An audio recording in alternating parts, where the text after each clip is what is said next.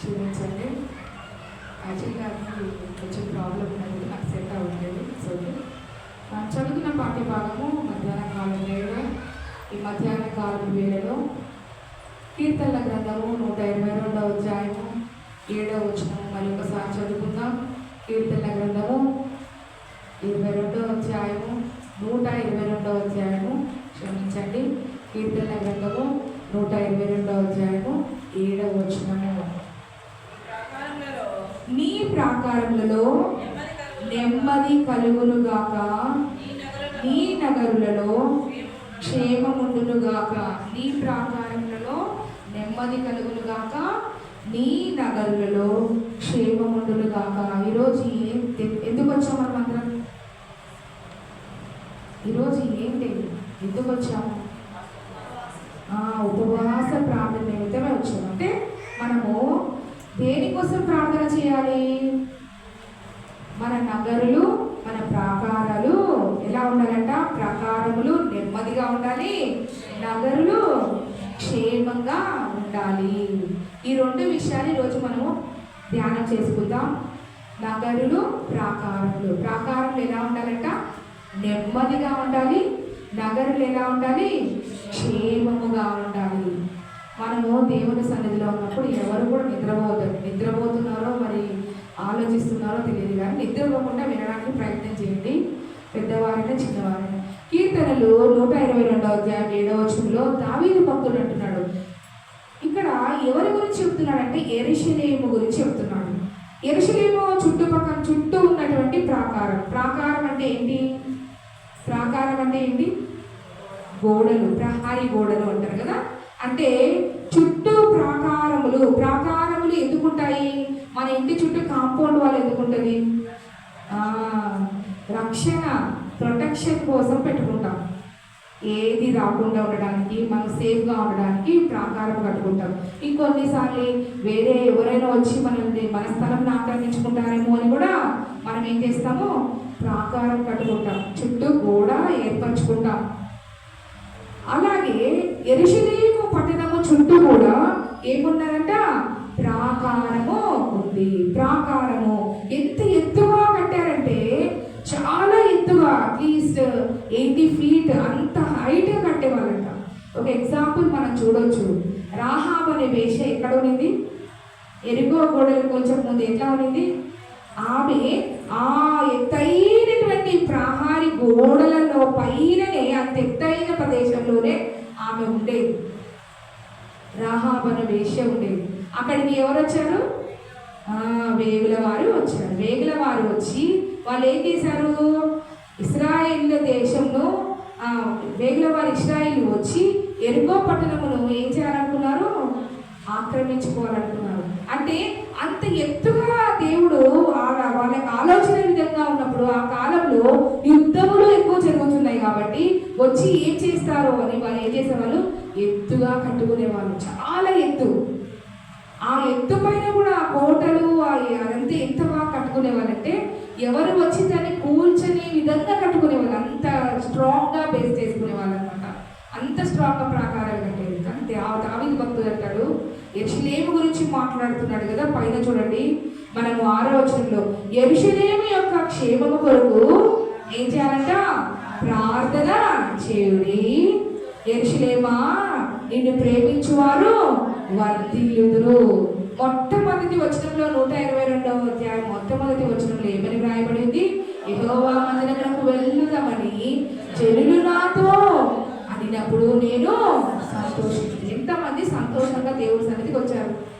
దావీదు భక్తుడు ఏం చేశాడు? ఆయన ఒక దైవజనుడుగా ఉంటూ, ఒక రాజుగా ఉంటూ కూడా ఆయన ఏమనుకున్నాడు? ఆయన దేవుని మందిరమునకు వెళదాము అని చెప్పి జనులు ఎప్పుడైతే చెప్తారో ఆయన చాలా సంతోషించేవాడంట. దేవుని మందిరానికి పోదాము, దేవుని మందిరానికి వెళ్దాము. ఇందుకోసం వెళ్దాము, ఆయన సన్నిధిలో ఏముంటుంది? నెమ్మది వస్తుంది. మనము ఒక చోట చూస్తాం, తిమోతి రాసిన పత్రిక 1వ పత్రిక 2వ అధ్యాయంలో కూడా చూస్తాము. మనము నెమ్మదియు ఏం కావాలంటే మనకు చదవండి ఒకసారి. మొదటి తిమోతి రాసిన పత్రిక, తిమోతిలకు రాసిన మొదటి పత్రిక, అపోస్తలుడైన పౌలు తిమోతిలకు రాసిన మొదటి పత్రిక, తిమోతికి రాసిన మొదటి పత్రిక 2వ అధ్యాయం 1వ వచనంలో మనము సంపూర్ణ భక్తియు ఏం కలిగి ఉండాలి? నెమ్మదిగాను సుఖముగాను బ్రతుకు నిమిత్తము అన్నిటికంటే ముఖ్యముగా రాజులందరి కొరకును మనుషులందరి కొరకును అధికారుల కొరకును విజ్ఞాపనలను ప్రార్థనలను యాచనలను కృతజ్ఞతాస్తులను చేయవలనని. ఎంత మంచి మాట చెప్తున్నాడు. ఏం చేయాలంటే నెమ్మదిగాను సుఖముగా బ్రతకాలి. ఇక్కడ మన కుటుంబంలో నెమ్మదిగా ఉండాలి అని చెప్తున్నాడు, సుఖంగా మన కుటుంబంలో ఉండాలి అని చెప్తున్నాడు. నెమ్మది సుఖము ఉండాలంటే మనం ఏం చేయాలి? ముఖ్యముగా ప్రార్థనలు చేయాలి, విజ్ఞాపనలు చేయాలి, యాచనలు చేయాలి. తర్వాత లాస్ట్కి ఏముంది? కృతజ్ఞతాస్తులు చెల్లించాలి. ఇవన్నీ చేస్తేనే దేవుని సన్నిధిలో. చాలా మంది అనుకోవచ్చు, నేను ఇంట్లో ఉన్నాను, ఇంట్లో ప్రార్థన చేసుకుంటాను, ఇంట్లోనే వాక్యం చదువుకుంటాను, నాకు ఇంట్లోనే అన్నీ తెలుసుకుంటాను అంటే కాదు. దావీదు రాజు ఎక్కడికి వెళ్ళేవాడంట? దేవుని మందిరంలోకి వచ్చేవాడు. మనము వాక్యం చదువుతాం, ఇంట్లో చదువుకుంటాం, కుటుంబ ప్రార్థన చేస్తాం, వాక్యం చదువుకుంటాం, మరి స్పెషల్గా పర్సనల్ ప్రేయర్స్ చేసుకుంటాం, వాక్యం ధ్యానం చేసుకుంటాం, డైలీ పోస్ట్ చదువుకుంటాం. అన్నిటికంటే ముఖ్యంగా ఏం చేయాలి? ఎక్కడికి వెళ్ళాలి? దేవుని మందిరంకు వెళ్ళాలి. దేవుని మందిరంకి వస్తే ఏం నేర్చుకుంటాము? వాక్యం నేర్చుకుంటాము, వాక్యం వింటాము. మనం ఎప్పుడు నేర్చుకునే వారము. నేను ఇప్పుడు ఉన్నాను, నేను ఎంతో నేర్చుకుంటేనే ఇక్కడ నిలబడగలుగుతాం కదా. నేర్చుకుంటుంది మనం ఎప్పుడు జీవితంలో నేర్చుకునేవారుగా ఉండాలి, వినేవారంగా ఉండాలి. కానీ నేను ఇంట్లో ఉండి ప్రార్థన చేసుకుంటాను, నాకు దేవుడు నాతో మాట్లాడతాడులే, ఇంట్లో ఉండి వాక్యం చదువుకుంటానంటే కాదు.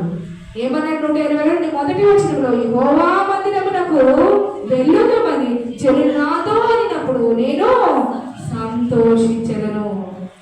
అంత హ్యాపీగా ఫీల్ అయ్యేవాడంటే దావీదు భక్తుడు. మనం ఎంత సంతోషంగా వచ్చాము ఈరోజు. వాక్యం నిజంగా వినాలని సంతోషంతో వచ్చారా?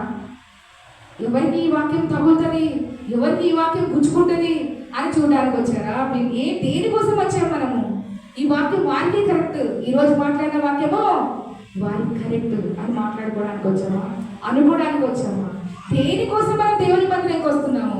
యెరూషలేము పట్టణం గురించి ప్రార్థన చేయాలని చెప్పేసి ఆయన మందిరంకి వస్తున్నాడు.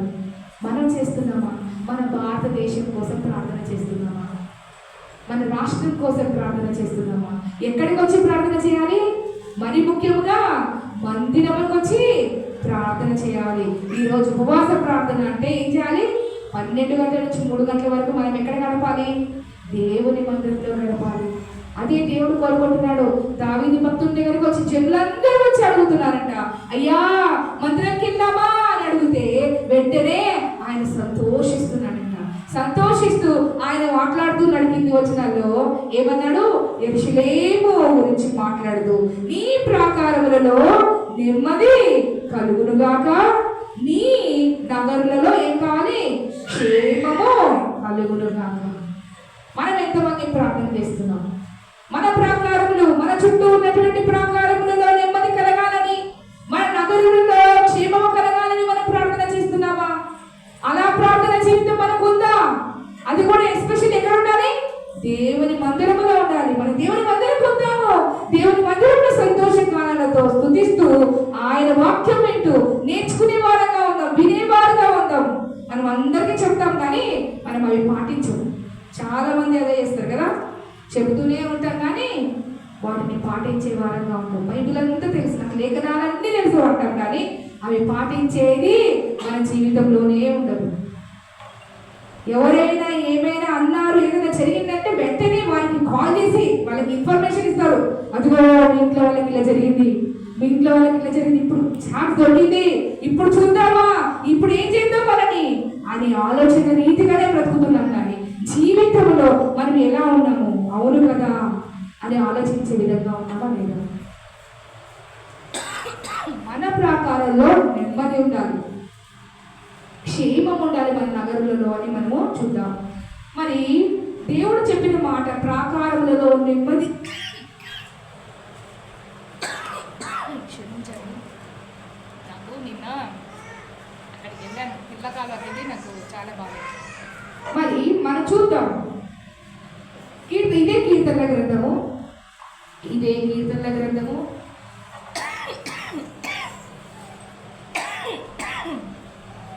16వ అధ్యాయము 2వ వచనము. నీవే ప్రభుడవు, నీకంటే నాకు క్షేమాధారమేది లేదని యెహోవాతో నేను మనవి చేయుదును. ఏమంట? ఎవరు మనకు క్షేమమిస్తాడు? మన ప్రాకారంలో నెమ్మదించేవాడు ఎవరు? మనకు నగరంలో క్షేమమిచ్చేది ఎవరు? మన దేవుడే. మన దేవుడు ఏమిస్తాడు? క్షేమమిస్తాడు. కుటుంబాల్లో క్షేమమిస్తాడు, నగరంలో క్షేమమిస్తాడు, నెమ్మదినిస్తాడు. ఎప్పుడు ఇస్తాడు? మీరు సంపూర్ణ భక్తియు మాన్యతయు కలిగి ఏం చేయాలంట? నెమ్మదిగాను సుఖముగాను బ్రతక నిమిత్తము ఎవరెవరి కోసం ప్రార్థన చేయాలి? మనుషుల కోసం, అధికారుల కోసం, ప్రభుత్వాల కోసం, రాజుల కోసం, అందరి కోసము ప్రార్థన, విజ్ఞాపనలు, యాచనలు, కృతజ్ఞతాస్తులు చెల్లించాలి. ఎక్కడ? దేవుని మందిరములో. విజ్ఞాపన ప్రార్థన ఉందంటే విజ్ఞాపన ప్రార్థనకి ఇక్కడ ఉండాలి. విజ్ఞాపన ప్రార్థన ఎందుకు వస్తుంది చేస్తాం? ఎందుకు చేస్తాం విజ్ఞాపన ప్రార్థన అంటే ఏంటి? మన కోసం కాదు, ఇతరుల కోసం ప్రార్థన చేయడం. విజ్ఞాపన అంటే ఇంటర్సెషన్ ప్రేయర్స్ అంటే ఏంటి? ఇతరుల కోసం ప్రార్థన చేయడం. మన కోసం మన కుటుంబంలో చేసుకుంటూ, మన కోసం మన ఫ్యామిలీ ప్రేయర్స్ చేసుకోవచ్చు, మన కోసం మనం ఇంట్లో వ్యక్తిగతంగా ప్రార్థన చేసుకోవచ్చు. అదే దేవుని మందిరంలో ఏ రోజు విజ్ఞాపన ప్రార్థన? నిన్న జరిగిపోయింది. ఎంతమంది వచ్చినాము? కొంతమంది. ఫింగర్ కౌంట్ అంటే ఇంకా మరి ఘోరం. కనీసం ఫింగర్స్ మనకి హ్యాండ్స్కి 10 ఉన్నాయి, ఆ 10 కూడా లేవంటారు. ఇంకా 10 కూడా లేవు, 5 ఫింగర్స్. ఎంత ఘోరం! దేవుడు చూస్తుంటాడా? మన హృదయాలను దేవుడు ఎత్తుకుతున్నాడా? ఏం చేస్తున్నాం మనం ఆ సమయంలో? 7 నుంచి 8 గంటల ప్రార్థన అంటే మనం ఏమి చేస్తున్నాము? ప్రార్థన చేయబడింది. మనం ఎక్కడ ఉన్నాము? మనం ఏ వ్యాపకంలో ఉంటున్నాము? దేవుని సన్నిధిలో ఉండడానికి ఏం చేస్తున్నాడంటే జనులు పిలిచిన వెంటనే ఆయన సంతోషిస్తున్నాడంట. ఎన్నిసార్లు ఆయనకి ఏమి రాజు కదా, ఎంత బిజీ షెడ్యూల్ ఉంటుంది. మనకంటే ఆయనకు బిజీ షెడ్యూల్ ఉంటుంది కదా. మనం అంతటోళ్ళమా? రాజు అంటే ఎట్లుంటాడు? మోదీ ఎన్ని గంటలు నిద్రపోతారు తెలుసా మీకు అందరికి? 2 hours నిద్రపోతాడంట. ఎన్ని గంటలు? 2 గంటలు. స్టూడెంట్స్కి బాగా తెలుస్తుంది, ఎందుకంటే స్టూడెంట్స్కి ఎక్కువ చెప్తుంటారు. మోటివేషన్ స్పీకర్స్ వచ్చి మోటివేషన్ ఇస్తూ ఉంటారు. ఎన్ని గంటలు పడుకుంటాడు? ఒక పిఎం, మన దేశ పిఎం 2 గంటలు పడుకుంటాడు. మరి మన దేవుడు కునుకడు, నిద్రపోడు. మనము ఎన్ని గంటలు పడుకుంటాం? డాక్టర్ చెప్పినాడు 8 గంటలు కరెక్ట్గా పండుకోవాలి. ఎన్ని గంటలు పండుకోవాలి? 8 hours మనకు స్లీప్ ఉండాలి. మనం 8 hours పడుకుంటున్నామా? 12 గంటలు పడుకుంటున్నామా?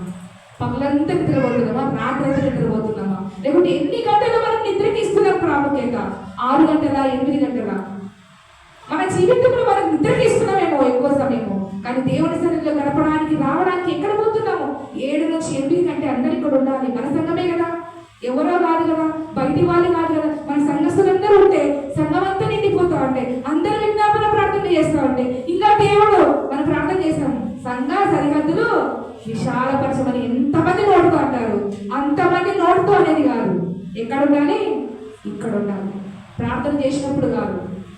సంఘ సరిహద్దులు విశాలపరచబడాలి అంటే ఫస్ట్ మనం ఎక్కడ ఉండాలి?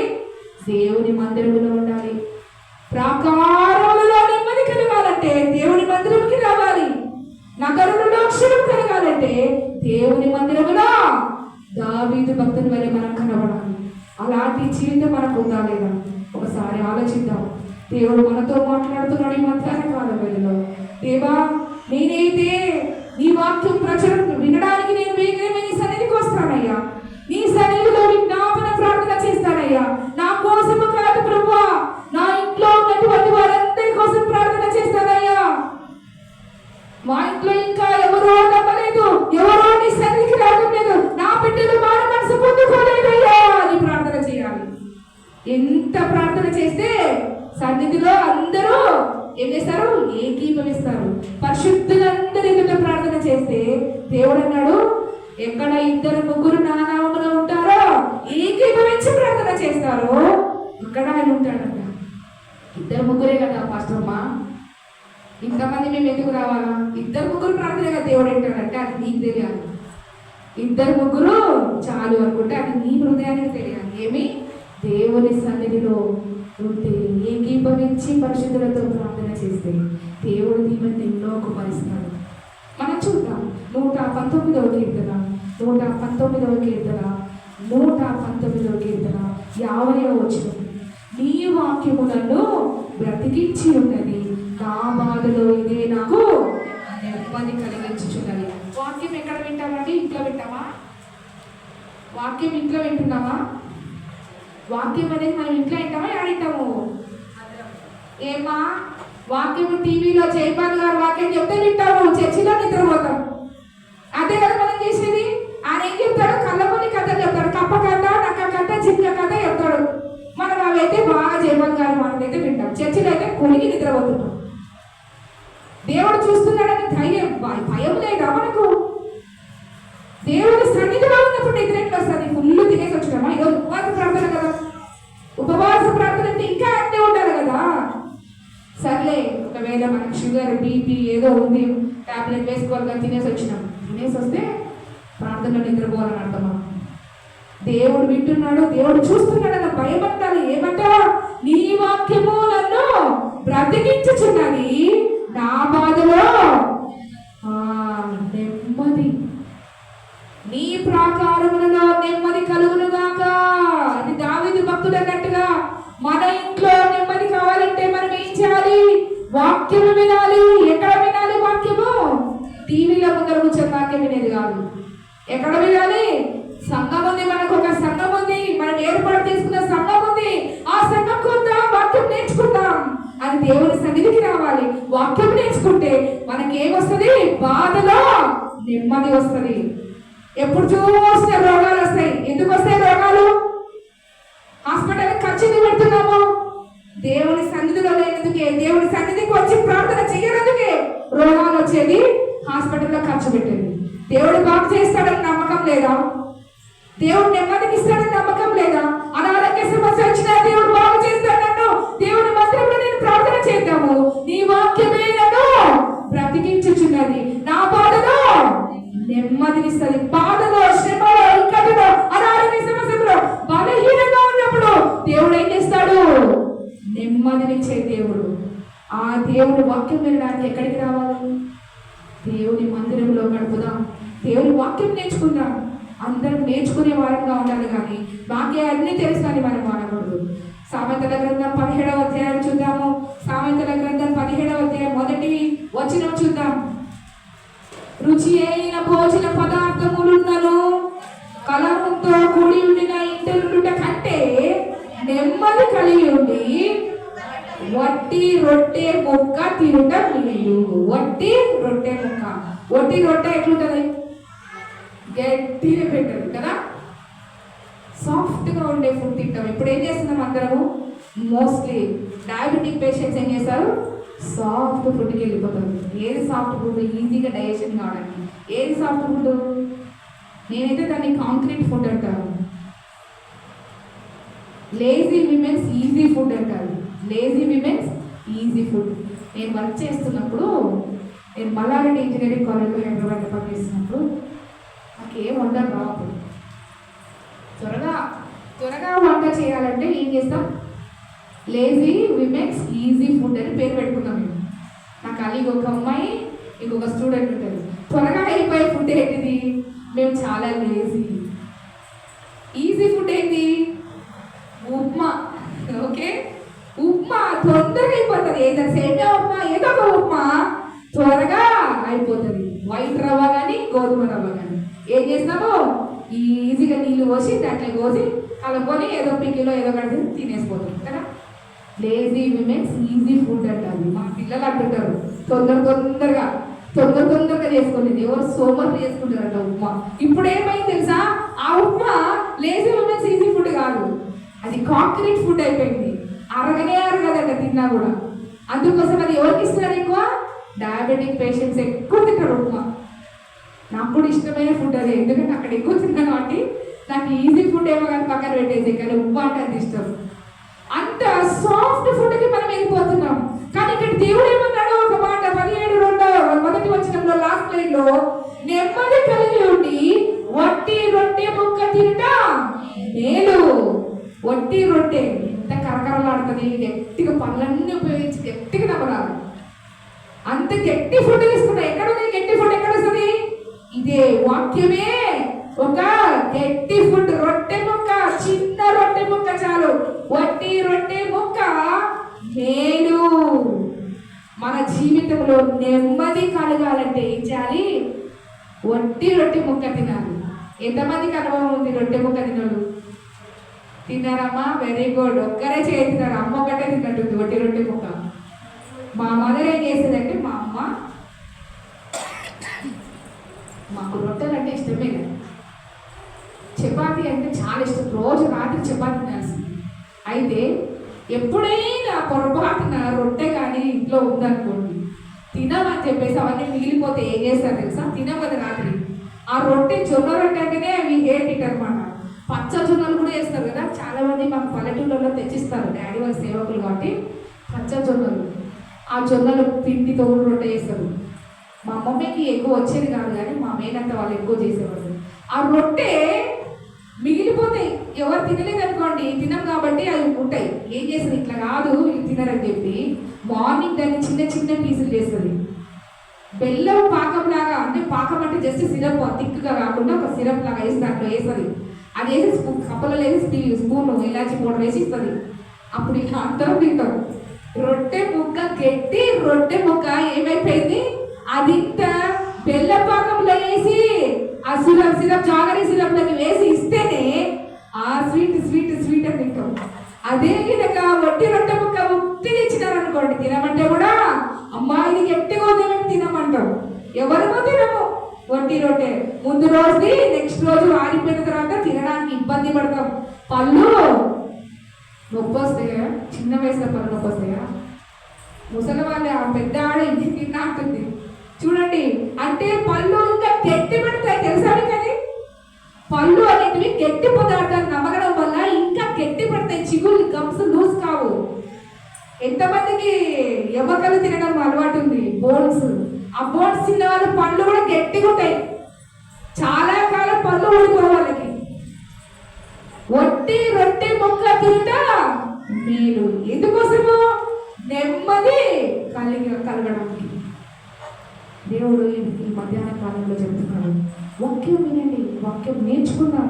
ఆ వట్టి రొట్టె ముక్క లాంటి వాక్యం, గట్టి తినేటువంటి వాక్యం, స్ట్రాంగ్ గా మనం నిలబెట్టే వాక్యం, నెమ్మదిగా మనం నిలబెట్టే వాక్యం, మన ఇంట్లో, మన గృహంలో, మన నగరంలో నెమ్మది కలిగించేటువంటి వాక్యం విని మనం నేర్చుకుందాం. దేవుడి దగ్గర, దేవుడి సన్నిధిలో ఉండడానికి ప్రయత్నం చేద్దాం. ఎప్పటికీ మనము వాక్యం వినే వారంగానే ఉండే జీవితంలో ఎదుగుదాం. మరి మనం చూద్దాం, మత్తయి సువార్తలో కూడా మన దేవుడు మాట్లాడాడు కదా, ఏమంటాడు? ప్రయాసపడి భారం మోసుకొచ్చిన సమస్త జనులారా నా ఇంటికి రండి, నేను మీకు విశ్రాంతి. దేని విషయంలో మీరు కలవబడుతున్నారు? దేని విషయంలో మీరు బాధపడుతున్నారు? దేని విషయంలో మీరు నెమ్మది లేకుండా ఉంటున్నారు? అవన్నీ కూడా ఎవరి దగ్గర పోతే వెళ్తాయి? దేవుడి సన్నిధికి రాసుకొస్తాయి.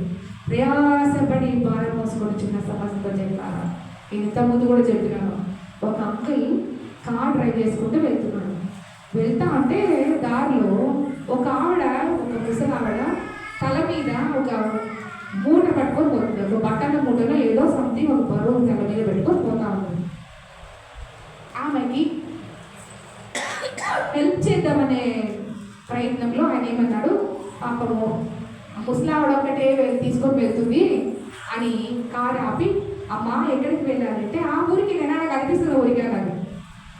అయితే ఎక్కమ్మా, నేను వదిలిపెట్టానంటే, అమ్మ నాయన మంచిది ఆయన అనుకుంటే వాళ్ళు ఎక్కుతారు కదా పెద్దవాళ్ళు. అట్లా ఎక్కేసింది కారులో. ఎక్కి కూర్చున్న తర్వాత కొంచెం ముందర వెనక మళ్ళీ ఎందుకు ఎక్కడ నేను మాటలు పెట్టుకుంటే అట్లా ఎందుకు తెలియజేసినాను. చూస్తే ఆమె ఏం చేస్తుంది, బయట రోడ్డు పైన పోతున్నప్పుడు ఎక్కబోతుందో తల మీద పెట్టుకొని, అంటే తల మీద పెట్టుకొని కూర్చుందట. ఏడా కారులో. ఆ మూట దించి పక్కన పెట్టుకోవచ్చు కదా, కార్ల స్థలం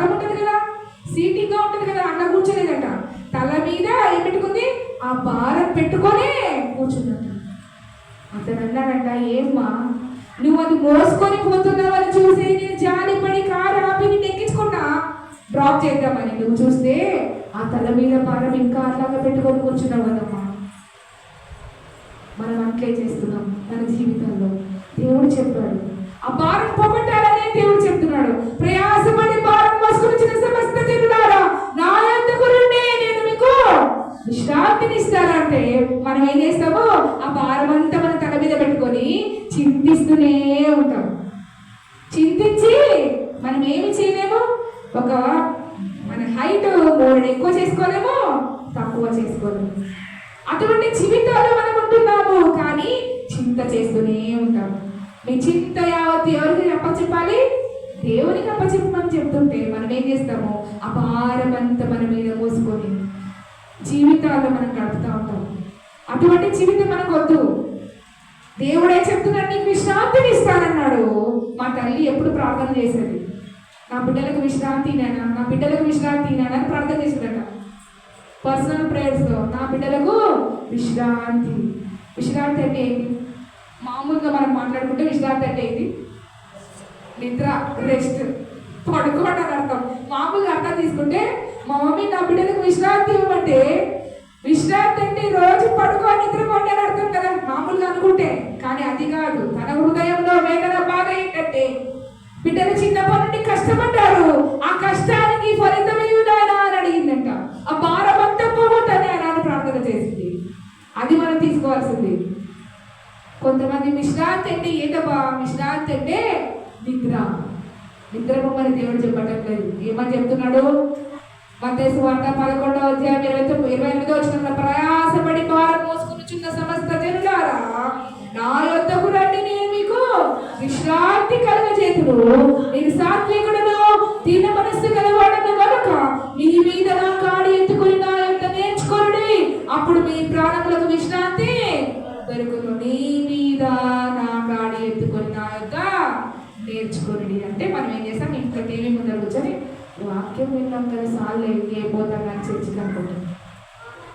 దేవుని సన్నిధికి వచ్చి ఆయన కాడిపోయగలగాలి. ఆ భారం అనేది ఏంటిదో మనం తొలగించుకోవాలి.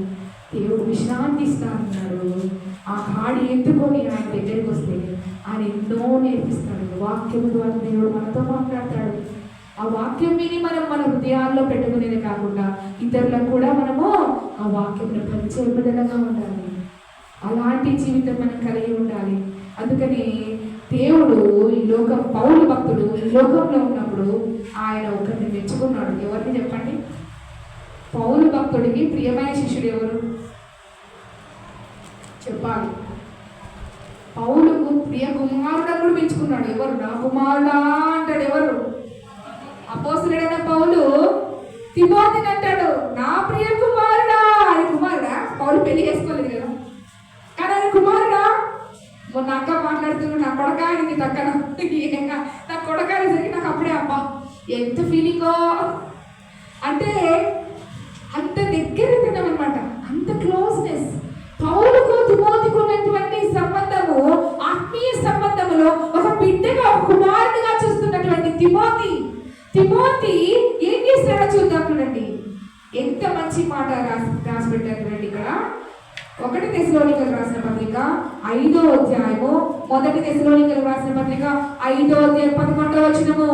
కాబట్టి మీరిప్పుడు చేయించున్నట్టుగానే ఒకరినొకడు ఆదరించి ఒకరికొకడు క్షేమాభివృద్ధి కలుగు చేయుడి, మీ నగరంలో క్షేమము కలుగునుగాక అన్నాడు కదా. ఒకరికొకడు క్షేమాభివృద్ధి కలుగ చేయుడి. మీరిప్పుడు చేయించినట్టుగానే ఒకరినొకడు ఆదరించి ఒకరినొకడు క్షేమాభివృద్ధి కలుగ చేయుడి. ఆ మాటను మనం ముందు పెట్టుకొని మనము ఇక్కడ 1 తెస్సలోనికలకు రాసిన పత్రిక 3వ అధ్యాయము 2 నుంచి చదువుకుంటూ వెళ్తే తిమోతి గురించి ఎంత మంచి మాట చెప్పాడో అవన్నీ మీరు ఇంటికి పైన చదవండి, చాలా బాగుంటుంది. తిమోతిని ఎందుకు పంపించినాడు అని చెప్పేసి మనము ఫిలిప్పీలకు రాసిన పత్రిక 2వ అధ్యాయము 19వ వచనం చూద్దాం. ఫిలిప్పీలకు రాసిన పత్రిక 2వ అధ్యాయం 19వ వచనం నుండి చదువుతున్నాను. నేను మీ క్షేమము తెలుసుకొని ధైర్యము తెచ్చుకొని నిమిత్తము తిమోతిని శీఘ్రముగా మీ యొద్దకు పంపుటకు ప్రభువైన యేసునందు నిరీక్షించుచున్నాను. మీ క్షేమ విషయమై నిజముగా చింతించువాడు అతని వంటి వాడెవరును నా యొద్ద లేడు. అందరూ తమ సొంత కార్యములనే చుచ్చుకొనుచున్నారు కానీ యేసుక్రీస్తు కార్యములను చూడరు. ఇప్పుడు సొంత కార్యములు ఎవరు చూస్తున్నారు? అందరూ అన్నాడు పౌలు భక్తుడు. అందరూ సొంత కార్యాలు తీసుకుంటారు. మన సొంత కార్యాలు, మన పిల్లలు, మన వాళ్ళు మన వాళ్ళు మన వాళ్ళు మన మన మన మన అంత సెల్ఫిష్ నేచర్ వచ్చేసింది కదా. అంత సెల్ఫిష్ నేచర్ మనలోనే ఉంటుంది. మనము మన సొంత కార్యములు చేస్తున్నాము కానీ ఏం చేయటం లేదంట. యేసుక్రీస్తు కార్యములను చూడరు. యేసుక్రీస్తు కార్యములు చూసేది ఎవరంటే ఇక్కడ తిమోతి గురించి పౌలు భక్తుడు మీ క్షేమము తెలుసుకొని ధైర్యము తెచ్చుకొని నిమిత్తము తిమోతిని శీఘ్రముగా మీ యొద్దకు పంపుటకు ప్రభువైన యేసునందు నిరీక్షించుచున్నాను. నగరులలో క్షేమము, మీ ఇంట్లో క్షేమము తెలుసుకోవడానికి ఎవరు పంపించినాడు? తిమోతిని పౌలు భక్తుడు పంపించినాడు. శీఘ్రముగా తిమోతిని మీ యొద్దకు పంపించున్నాను. నేను అమ్మకు బాగాలేదని లాస్ట్ ఇయర్ ఐసీయూలో ఉందని చెప్పేసి ఇన్ఫర్మేషన్ వస్తేనే వెళ్ళడానికి క్యారెల్స్కి వెళ్తున్నాం అర్లీ మార్నింగ్. ఆ రోజు రాత్రి ఇన్ఫర్మేషన్ వచ్చింది. పొద్దునైనా కూడా క్యారెల్స్కి వెళ్ళి అందరికి కలుస్తాం కదా, మన వాళ్ళు ఉన్నారు, చెప్తాము అమ్మకు బాగాలేదు నేను వెళ్తున్నాను, సార్ ఒక్కడు ఉంటాడు ఇంటి దగ్గర అని చెప్పి వెళ్దామని వెళ్ళాను. ఆ రోజు నాకు చాలా ఆశ్చర్యం ఏమనిపించింది అంటే, నేను వెళ్ళినా కానీ ఇక్కడికి ఫోన్ కూడా చేయలేదు. తిన్నారా అని ఒక మాట ఒక్కరు అడగలేదు సార్. నిజం చెప్తున్నాయి, నిజమైన విషయం. నేను ఒక్కటి లేను సార్, తిన్నారా అని సంఘస్థులు ఒక్కరు కూడా అడగలేదు. తిమోతిని పౌలు భక్తుడు ఒక నమ్మకమైన పరిచారకుడుగా పెట్టుకున్నాడు కదా. మన వాళ్ళు ఎంతమంది నమ్మకమైన పరిచారకులు ఈ సంఘంలో ఉన్నారో నాకు అర్థమైనప్పుడు. పండగ రోజు తిన్నారా అన్నట్టు కూడా లేడు. పండగ రోజు ఎవరంతా వాళ్ళు సెల్ఫిష్గా ఎవరికైనా వాళ్ళు చేసుకుని తింటున్నారు కానీ అవును సార్ తిన్నాడా అని అడిగిన వాళ్ళు ఇవ్వలేదు. ఒక కుటుంబము, 2 కుటుంబాలు మాత్రమే. నేను అది కూడా చెప్పిన ముందే ఇన్ఫర్మేషన్ ఇచ్చిన. ఒక కుటుంబంకి ఒక అమ్మాయిని చెప్పిన, ఒక కుటుంబంలో ఇంకొక అమ్మాయిని చెప్పిన, అమ్మ మీరు సార్ని వదిలిపెట్టి వెళ్ళిపోతున్నారు, మీరు కొంచెం చూసుకోండి. ఇవ్వలేదు దేవుడు వారిని దీవించి ఆశీర్వదించింది. వారి కుటుంబంలో కూడా దీవించి ఆశీర్వదించింది. ఎందుకంటే ఏ పూటకి ఏమి కావాలో అని వారంతకు వారే, నేను చెప్పిన వెంటనే వారంతకు వారే బాక్సులు తీసుకొచ్చి ఇచ్చిన. ఇంకా మిగతా సమస్యలు ఇక్కడ విన్నారో నాకు. మరి అందరూ సంఘ పెద్దలు కానీ, నేను అంటున్నానేం కాదు, సంఘ పెద్దలు కానీ సంఘ పరిచారకులు కానీ ఒక్కరు కూడా అడిగిన వాళ్ళు. చాలా బాధాకరమైన విషయం. ఒక సేవకుడు, ఒక దైవజనుడు ఇక్కడ ఉన్నాడంటే అయ్యో ఆయన ఒక్కడే ఉన్నాడు ఏమితున్నాడు అని అడిగిన పాపాన పోలేదు ఎవరికి. ఇది శాపంగా మారుతుందో ఏమవుతుందో దేవుడికే తెలుసు. చాలా బాధాకరమైన విషయం. నేను బాధపడ్డాను. నేను ఏం పట్టించుకోలేదు. వెళ్ళిన తర్వాత నా బాధలో నేను అక్కడున్నా. ఇక్కడ ఏం జరుగుతుందో నేను ఏమి అడగలేదు. ఎందుకు అలా మారిపోయినారు? మనిషి చూస్తే కూడా ఏమీ తెలీదా? ఇక్కడే తిరుగుతున్నాడు. 24వ తారీఖు మొత్తం ఇక్కడే ఉన్నాడు. పొద్దున క్యారెన్స్కి వచ్చినాడు, ఇక్కడే ఉంటున్నాడు. 25వ తారీఖు ఇక్కడే ఉన్నాడు. ఏమైపోయింది? నాకు చాలా బాధ అనిపించింది. అయ్యో ఏంటి ఇంత విచారకరం. ఒకరు కష్టంలో ఉన్నప్పుడు, ఒకరు నష్టంలో ఉన్నప్పుడు, ఒకరు బాధలో ఉన్నప్పుడు మనం ఒకరినొకరు ఆదరించుకోవాలన్నాడు కదా. ఇందాక మనం చదువుకున్నాం కదా, ఏమై కాబట్టి మీరు ఇప్పుడు చేయించున్నట్టుగానే ఒకరినొకరు ఆదరించి ఒకరికొకరు క్షేమాభివృద్ధి కలగజేయండి అని మనం ఏం క్షేమం చేశాం. దేవుడు మనతో మాట్లాడుతున్నాడు ఈ మధ్యాహ్న కాలంలో. దైవజనులను ప్రేమించలేని విధంగా మనం ఉంటున్నామని చూడాలి. నేను రోజు తీసుకొచ్చి పెట్టమని నేను అడగటం లేదు.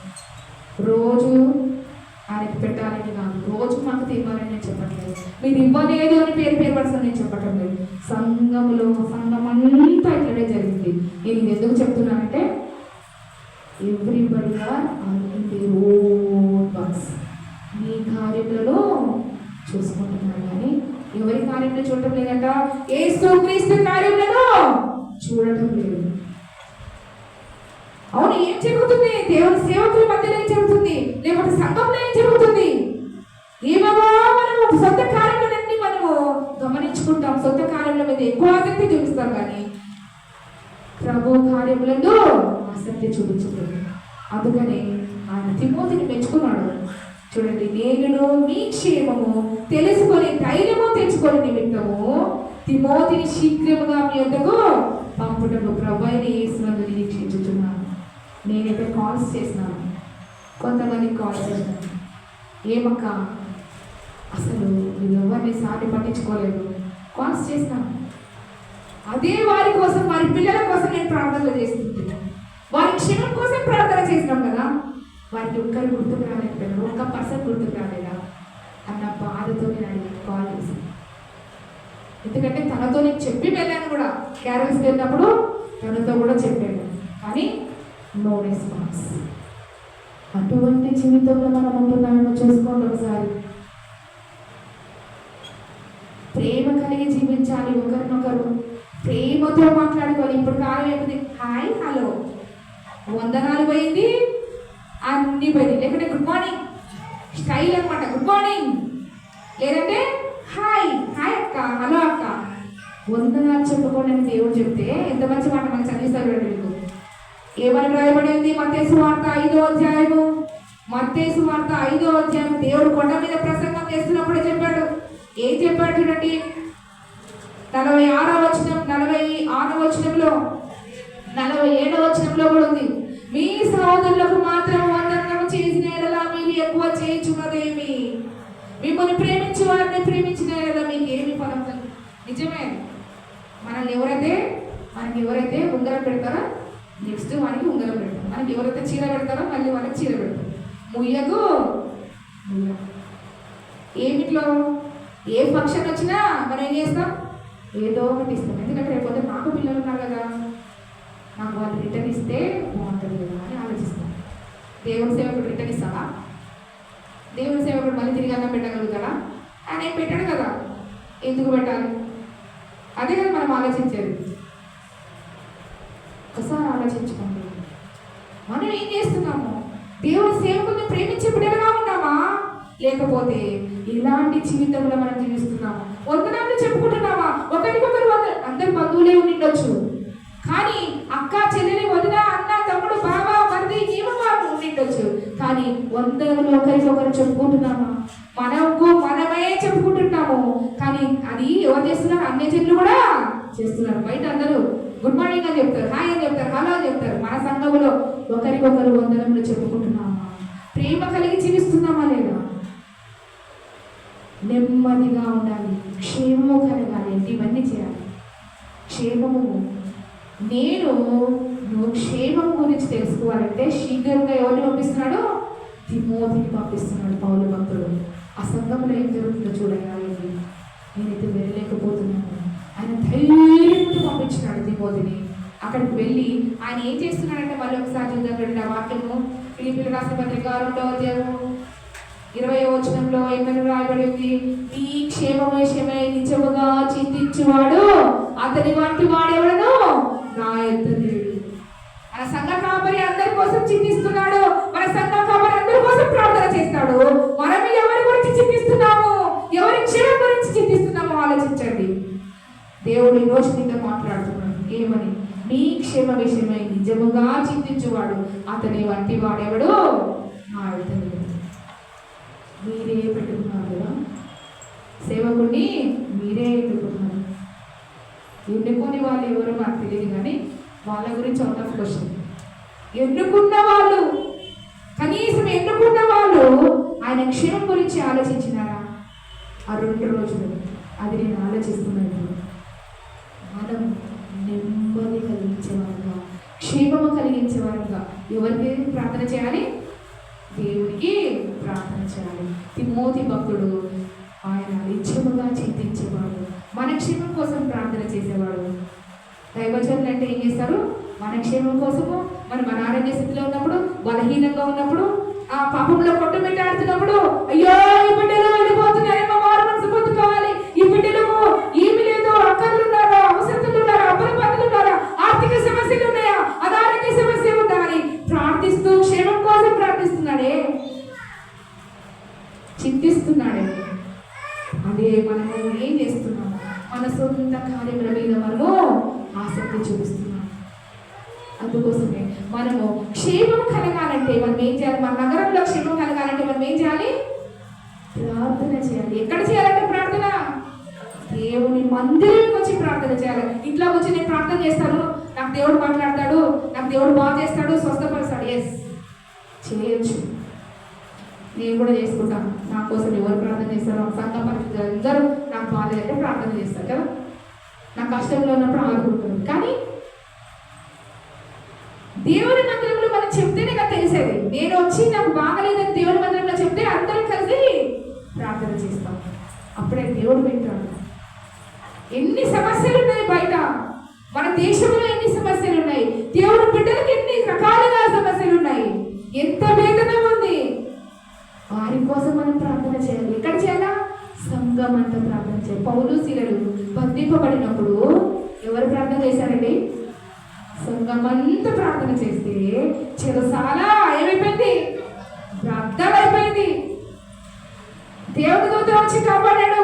దేవుడే దిగి వచ్చినట్టు, దేవుడి దూత వచ్చినట్టు ఎవరు వచ్చినట్టు? దేవుడే వారితో ఉండి, వారి పక్షాన ఉండి సంఘమంతా ప్రార్థన చేస్తేనే దేవుడు గొప్ప గొప్ప కార్యాన్ని చేస్తాడు, నెమ్మదిని ఇస్తాడు, క్షేమం ఇస్తాడు. మీ నగరులలో, మీ ప్రాకారములలో దేవుడు నెమ్మది క్షేమం ఇచ్చిందాక మన కుటుంబాలలో దేవుడు నెమ్మది క్షేమం ఇస్తాడు. ఎప్పుడు దేవుని వాక్యము ఇక్కడ నేర్చుకోవాలి, ప్రార్థన కూడా సంఘంలోనే చేయాలి. రండి, ఇంకా మనతో పాటు అనేకుల్ని తెచ్చుకొని వద్దాం. కొద్ది మంది కాదు మన సంఘం ఉండేది. సంఘమును ఏం చేయాలి? సంఘ సరిహద్దులు విశాలపరచమని ప్రార్థన చేసేది కాదు. ఎంతమందిని మనం దేవుని సన్నిధికి తీసుకొని వస్తున్నాం, మనం ఎన్నిసార్లు మనం సంఘంలో ఉంటున్నాం కార్యక్రమాల్లో, అది ఇంపార్టెంట్.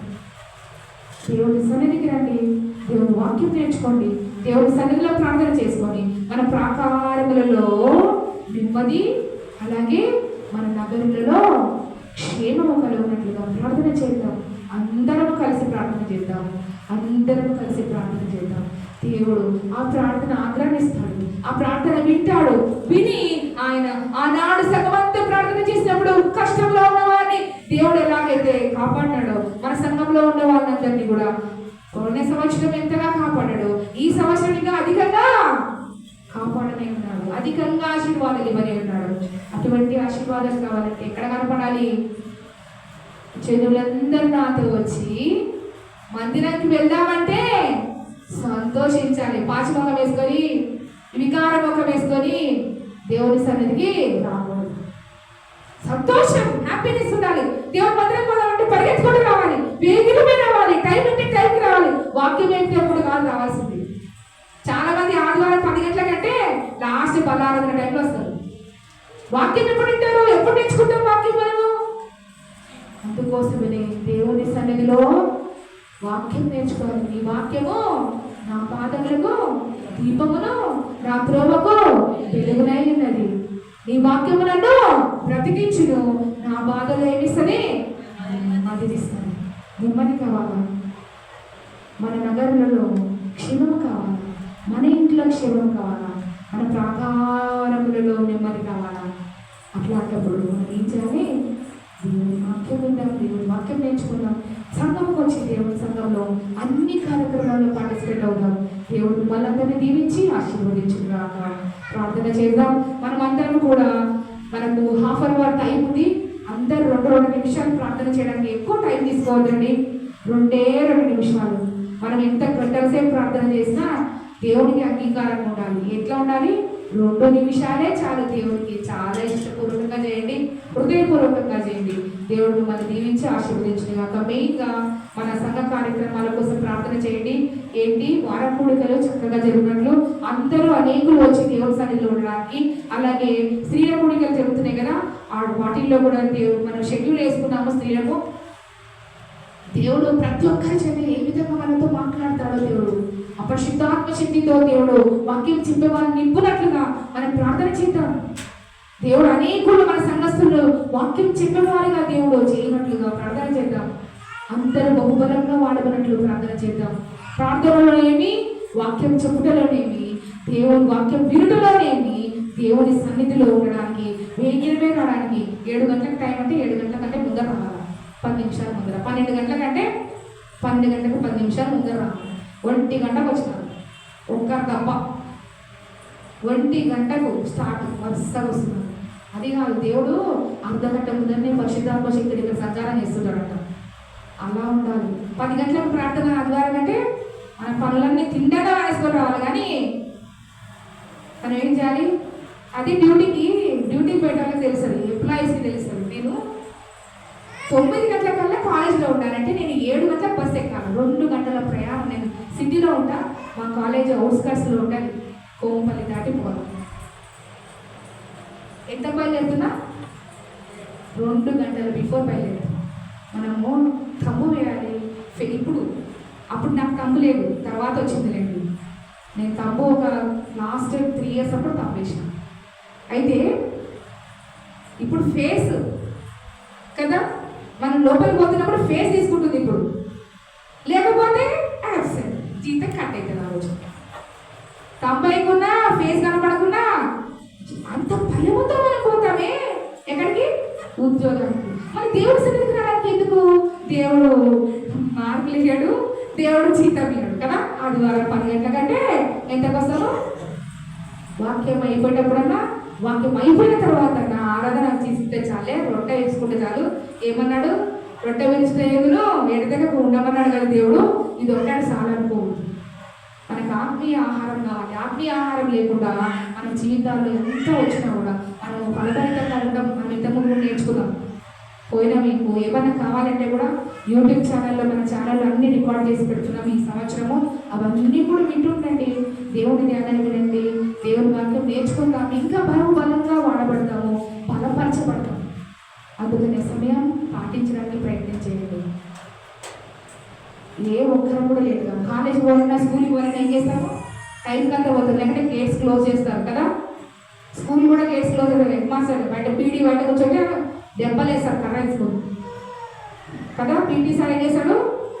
ఎందుకు లేట్ వచ్చినా బయటకు లేడతారు అందరినీ వరుసగా. సేమ్ స్టూడెంట్స్ కూడా చెప్తున్నాడు. స్టూడెంట్స్ కూడా అంతే.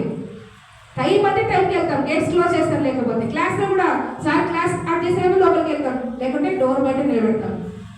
ఇంత స్ట్రిక్ట్గా ఉంటున్నామే అక్కడికి పోవడానికి. అబ్బో, తంటారో తిడతారో అని లోపల కూర్చుంటున్నామే. ఎంప్లాయీస్ కూడా వెంటనే వెళ్ళిపోతున్నామే టైంకి. మరి దేవుడు చూస్తున్నాడా? దేవుడి సన్నిధి 10 గంటల కంటే మనం ఎంతకు వస్తున్నామో ఒకసారి ఆలోచిద్దాం.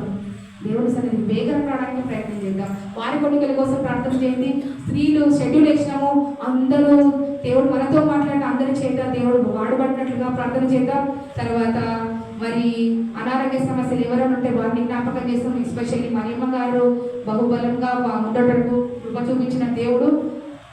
లాస్ట్ వీక్ కూడా తనకి చాలా బలహీనంగా ఉన్నది. సీనియర్ మాస్టర్ మరియమ్మ గారికి కూడా ప్రార్థన చేద్దాం. తర్వాత మనము 1 day రిట్రీట్ April 14th ఖరారు అయిపోయింది. April 14th పెట్టుకుంటున్నాము, అంబేద్కర్ జయంతి రోజు. ఎందుకంటే నేను 2 days పెట్టాను ఆప్షన్. స్పీకర్ ఆ రోజే వస్తారు, April 14th వస్తారని ఈరోజే మాట్లాడారు. సో 7th క్యాన్సల్, బక్రీద్ రోజు లేదు. April 14th కోసం ప్రార్థన చేద్దాం. స్పీకర్స్ బాగా మాడబడటము, మనతో దేవుడు మాట్లాడినట్టు ప్రార్థన చేద్దాం. ఏ ఆటంకం లేకుండా రిట్రీట్ జరుగుటకు ప్రార్థన చేద్దాం. మన సంఘం బహుబలంగా వాడబడటకు కృప చూపించినట్లు ప్రార్థన చేద్దాం. అనేకుల కోసం అనేకులు రక్షణ పొందాలి, అది మెయిన్. మనం స్త్రీలు ఎక్కడైనా కానీ స్త్రీలు ముందుంటే చర్చి కాదు, ఇల్లు కాదు, అన్నీ పైన పొజిషన్లో ఉంటాయి. ఈ టచ్ ద స్కై అనమాట. రీచ్ ద స్కై కాదు, touch the sky. Reach the sky అంటే వేరే మీనింగ్ వస్తుంది కదా. టచ్ ద స్కై, హైట్స్ని మనం టచ్ చేయగలుగుతాం. సో మన సంఘంలో గొప్పగా వాడబడాలి స్త్రీలందరూ. మనతో పాటు ఎవరు రావాలి? మన ఇంట్లో ఉన్న మగవాళ్ళందరూ దేవుడి సన్నిధిలోకి రాబట్టాలి సార్. దేవుడు అలా చేయటప్పుడు ప్రార్థన చేద్దాం. మారు మనసు లేని వారి కోసం ప్రార్థన చేద్దాం. ఇంకా టెట్ డిఎస్సి ఉన్నాయి ఎగ్జామ్స్, టెట్ ఎగ్జామ్స్ రాస్తున్నారు. తర్వాత డిఎస్సి క్వాలిఫై అయిన వాళ్ళు డిఎస్సి ప్రిపేర్ అవుతారు, వారి కోసం ప్రార్థన చేద్దాం. నిరుద్యోగ సమస్య ఉంది కాబట్టి. తర్వాత 10th ఇంటర్ డిగ్రీ ఎగ్జామ్స్ ఉన్నాయి. రేపు ఫిబ్రవరి నుంచి స్టార్ట్. ఫిబ్రవరి నుంచి మనకు 18th నుంచి 90 days start. At the same time వాళ్ళకి ఎగ్జామ్స్ మార్చి ఫిబ్రవరి మొత్తం ఎగ్జామ్స్. ఏప్రిల్ వరకు కాంపిటేటివ్ ఎగ్జామ్స్ కోసం ప్రిపేర్ అవుతున్న వాళ్ళ కోసం ప్రార్థన చేద్దాం. అందరూ మరి ఫలభరితంగా ఎదుగునట్లు, సంఘంలో ఎదుగునట్లు, తర్వాత కుటుంబంలో ఎదుగునట్లు ప్రార్థన చేద్దాం. దేవుడు మిమ్మల్ని దీవించి ఆశీర్వదించుగాక. అందరూ అర్ధ గంటకి 2 minutes టైం తీసుకొని రౌండ్గా సర్కిల్లో అందరూ ప్రార్థన చేద్దాం.